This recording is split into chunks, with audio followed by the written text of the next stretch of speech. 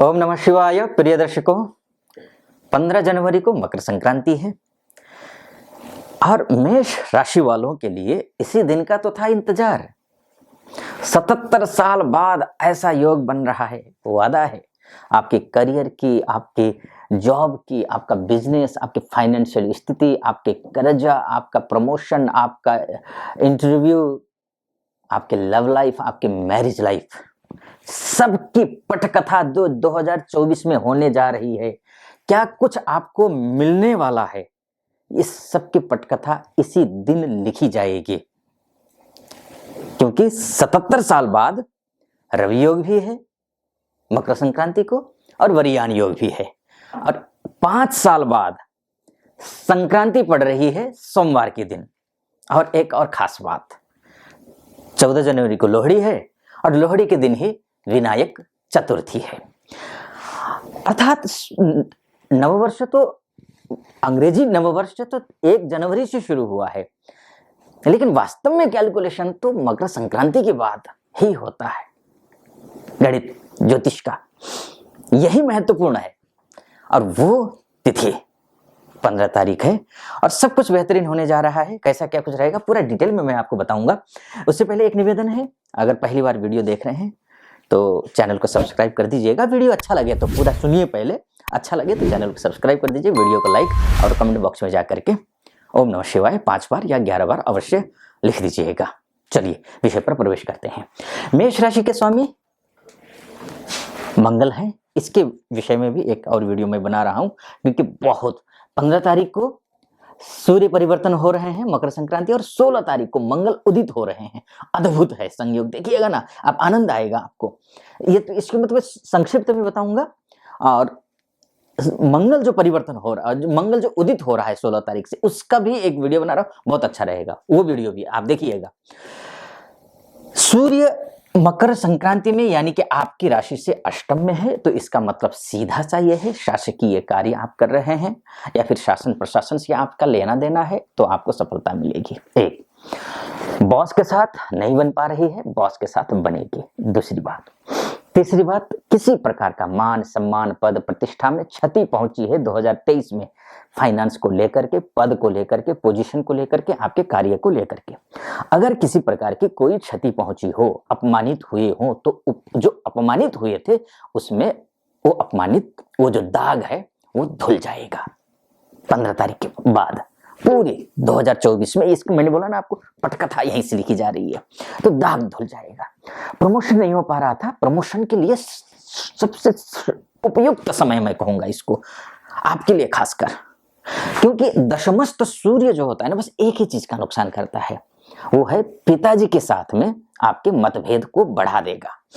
पिताजी के साथ में मतभेद बढ़ा देता है, नुकसान नहीं करेगा, लेकिन पिताजी कुछ कहेंगे, उस पिताजी की बात को आप दूसरे तरीके से लेंगे। बस इसमें ध्यान रखना है, पिताजी की बात को ध्यान से सुनिए और जो कहते हैं उनको आप फॉलो कीजिए, इतना। और एक निवेदन और है, सुबह जल्दी उठ करके सूर्य के दर्शन जरूर करिएगा। और उपाय मैं बताऊंगा आपको, क्या क्या आपको उपाय भी करने हैं, कुछ तरीके हैं। आज से लाइफ स्टाइल आपको चेंज करना है, इतना समझ लीजिए। अगर सफलता चाहते हैं तो लाइफ स्टाइल तो चेंज करनी ही पड़ेगी, वो मैं बताऊंगा अभी।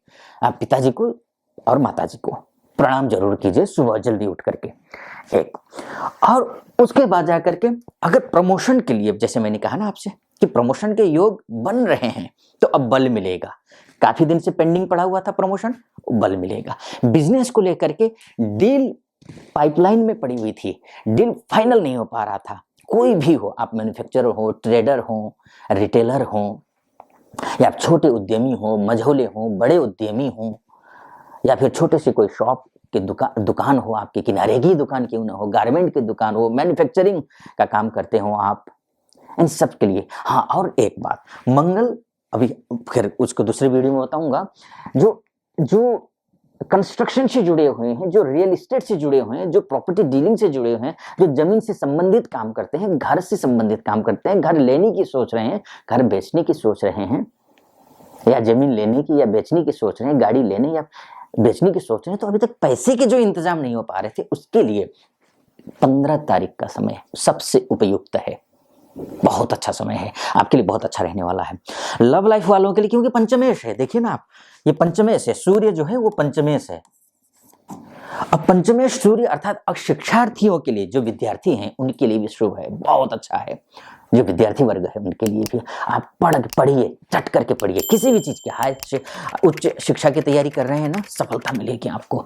अगर आप किसी से प्यार करते हैं, बात बन नहीं रही थी, अब बनेगी बात, आप जो है ना एक कदम आगे बढ़ा करके देखिए, निश्चित रूप से बहुत अच्छी आपकी जो है ना बात बनती हुई दिखाई दे रही है। और उसके बाद जो संतान सुख की कामना कर रहे हैं, प्लानिंग कर रहे हैं, सफलता नहीं मिल रही थी, प्लानिंग को यथावत जारी रखिए, ये अब उपयुक्त समय आ रहा है। विवाह के लिए वर या वधु की तलाश थी, वो तलाश इस तिथि से वो बल मिलेगी, इस तलाश में यानी कि आपको सफलता मिलेगी। कहीं कोई बातचीत चल रही है शादी को लेकर के, कंफ्यूजन की स्थिति बनी हुई है, कंफ्यूजन दूर होता हुआ दिखाई दे रहा है। बहुत सारी स्थिति, अगर ऋण से ग्रस्त है, त्रस्त है, तो भी स्थिति ठीक होती हुई दिखाई दे रही है। तमाम चीजें हैं आपके लिए, बहुत अच्छा है हर एक वर्ग के लिए, चाहे आप लॉयर हो, चाहे डॉक्टर हो, चाहे आप सीए हो, चाहे आप बैंकिंग सेक्टर में काम करते हो, आईटी के सेक्टर में काम करते हो, इन सभी क्षेत्रों में बहुत अच्छा शुभ समय है। अच्छा, किसी की कुंडली में सूर्य क्या होता है कि कमजोर होता है, तो अगर सूर्य कमजोर है तो ये प्रॉपर फल नहीं मिलेगा। इसलिए करना क्या है, वो उपाय मैं बता देता हूं। मकर संक्रांति से शुरू कर देना है आपको। सबसे पहले तो सुबह प्रातः जल्दी उठना शुरू करो सुबह, और सूर्योदय के 1 घंटे से पहले सूर्योदय 6 बजे हुआ मानकर चलिए, 7 बजे से पहले सूर्य को अर्घ्य दे दो। अर्घ्य दे दो अर्थात आप जो है सूर्य को जल चढ़ा दीजिए, उसमें रोली डाल लीजिए, किसी की कुंडली में गुरु खराब होता है तो हल्दी डाल लीजिए, है ना। तो इस तरीके से आप करिए। एक तो सूर्य को अर्घ्य देना शुरू करिए, और अर्घ्य देते समय ओम सूर्याय नमः इस मंत्र का भी जप कर सकते हैं। इसके बाद जाकर के ओम घृणी सूर्याय नमः इस मंत्र का भी जप आप कर सकते हैं। आप जप करते हुए आप सूर्य को अर्घ्य दीजिए। सात्विक भोजन करिए, तामसी भोजन से बचिए, मांस से, नॉनवेज से अर्थात मदिरा से, प्याज लहसुन इत्यादि से खाने से बचिए। खासकर मकर संक्रांति को तो मेरा निवेदन है मत खाना। 15 तारीख को तो गंगा स्नान करके आना। गंगा जी स्नान नहीं करने जा सकते हो तो कोई बात नहीं, घर में एक गंगा जी ले आना, गंगा जी ले आना, थोड़े से पानी में डाल करके नहा लेना, स्नान जरूर करना उस दिन। या फिर उसके बाद तिल गुड़ खिचड़ी का दान करना और खाना। तिल के लड्डू भी बनाते हैं, मध्य प्रदेश में जाएंगे तो सब इधर जो है ना, ये बहुत तिल का जो बहुत प्रचलन है। तिल के लड्डू और गुड़ के लड्डू तो ये तो प्रचलन है ही, पूरे भारतवर्ष में है ही। पितरों का तर्पण करना बहुत शुभ रहता है इस दिन, क्योंकि ये तर्पण करने से पितृ खुश होते हैं, पितृ की आत्मा खुश होती है, ऐसा माना जाता है। इसके पितृदोष भी दूर होता है इससे।